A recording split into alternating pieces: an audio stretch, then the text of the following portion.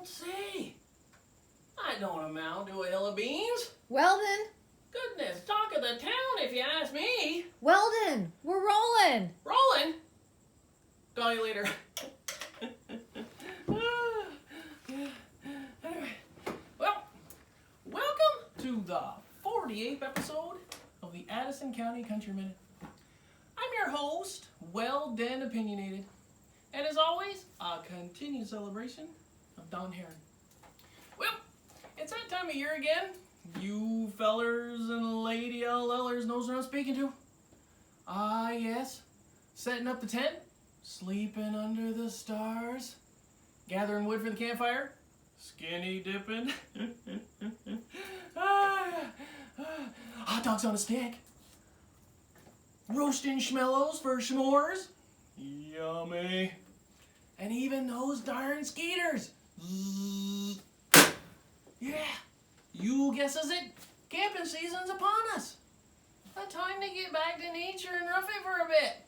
Watch out for those bears now. Hey, boo-boo, give me all your picnic baskets. Yeah, anyway. Well, on to the news.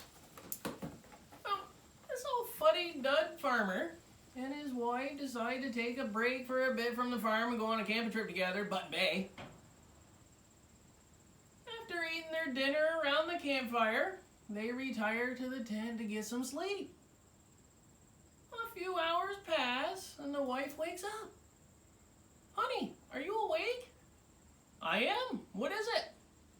Look up and tell me what you see. Well, I see billions of stars. What does that tell you, says the farmer's wife. Well, astronomically, it tells me there are millions of galaxies and potentially billions of planets. Astrologically, I observe that Saturn's in Leo. Orologically, I deduce that the time is approximately 3:15. Theologically, I can see that God is all-powerful and that we are small and insignificant.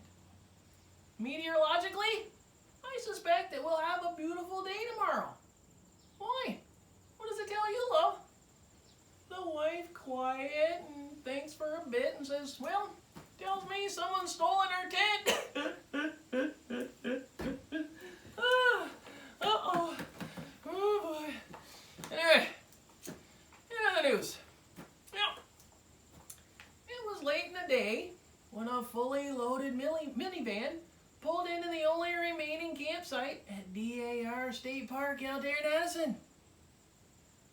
As soon as it stopped, the doors burst open and 4 children jumped out. They began unloading gear and working feverishly to set up the darn tent. And the boys ran to gather firewood while the girls and their mother set up the camp kitchen. The camper observing all this in space next to them was marveling to the children's father. I've never seen such teamwork, nor a camp that was ready so darn quick. I'm impressed. The father turned to the neighbor and nodded. Well, I have a system. No one goes to the bathroom before the camp's set up. No pee for you. No peeing for you. Anyway, and even other news. 2 kids decided to camp in their backyard. It's gotten pretty late. Neither of them have a watch. What time do you think it is? One asked the other. I'm not sure. What time do you think it is? I don't know, but I got an idea. Just make a ton of noise.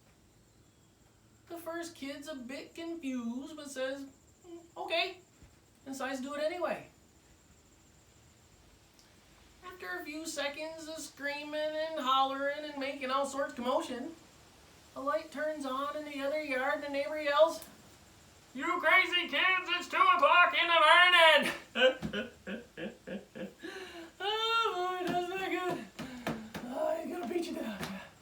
Anyway, tune in next week for another fast-paced, exciting, informative episode. Anyway, the grass is not always greener on the other side of the fence. It's always greener where